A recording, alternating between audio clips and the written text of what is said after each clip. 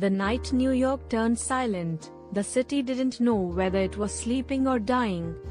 Ethan Kross was the only man awake in the chaos, though he didn't look like a savior.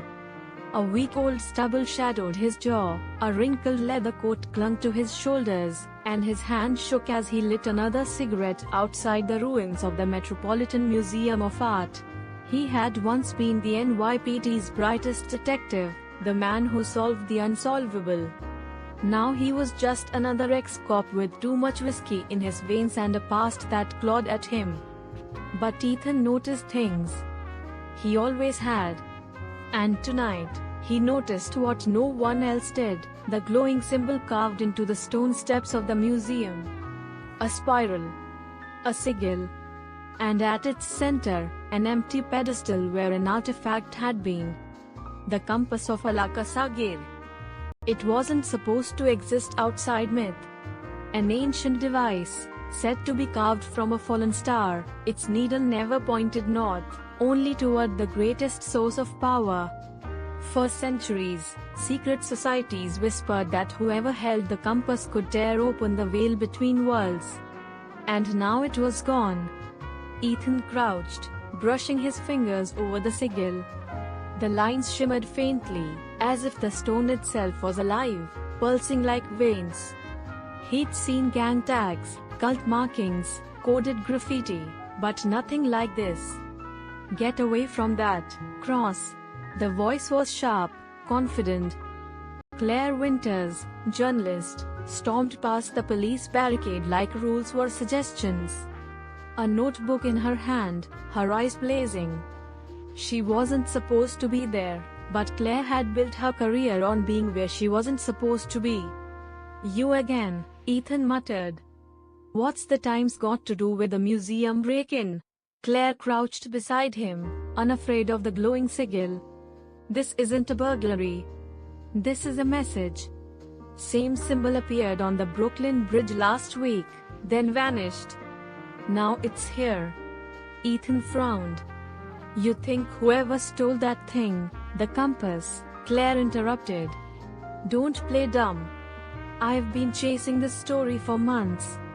It's connected to a group called the Order of the Black Sigil. They believe Alakazam was a real place. A dimension. And they're trying to bring it here." Ethan stared at her. Most cops would have laughed. But Ethan wasn't a cop anymore. He'd seen too much in the city's shadows to laugh. Before he could respond, the air shifted. A low hum vibrated through the ground, rattling the barricades. The sigil beneath them flared bright gold. And from the museum's darkness, figures emerged. Cloaked, hooded, masks hiding their faces. Claire's pen dropped. Ethan's cigarette burned out. The cult had come to finish what they started. The fight wasn't clean. It never was. Ethan swung first, knocking one masked figure flat with a left hook, while Claire ducked behind a column, tearing a pipe from the rubble to use as a weapon. But the cultists weren't ordinary thugs. Their hands sparked with glowing lines, energy twisting like ropes of fire. One of them hurled a bolt that seared the stone inches from Ethan's head. "What the hell?" Ethan cursed, ducking, before charging again. His fists were useless against magic, but fists were all he had. Claire jabbed her pipe into another's stomach, surprising herself when he fell. She wasn't a fighter, but she was furious, and fury made her strong. More cultists poured from the museum, chanting words in a language neither of them knew. The sigil on the steps blazed, spiraling outward. And then, just as Ethan thought they'd be overrun, a shockwave ripped through the night. The cultists staggered back. From across the street, a man emerged, tall, broad-shouldered, his eyes glowing faintly blue. His very skin shimmered, like unstable energy was trapped beneath it.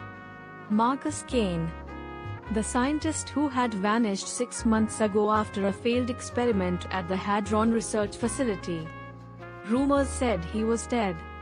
Others whispered he'd become something else. Ethan had his answer now. Marcus raised his hand. Energy cracked and surged, exploding in a wave that sent cultists flying across the plaza. "Get down," Marcus said, his voice layered with something inhuman. The last thing Ethan saw before the world went white was Marcus unleashing raw power at the sigil, shattering the glowing lines, breaking the cult's connection. Silence returned. Smoke curled from the museum's ruins. The cultists were gone, vanished like shadows at dawn. Ethan got to his feet, coughing. Claire rose beside him, clutching her notebook to her chest like it was a shield.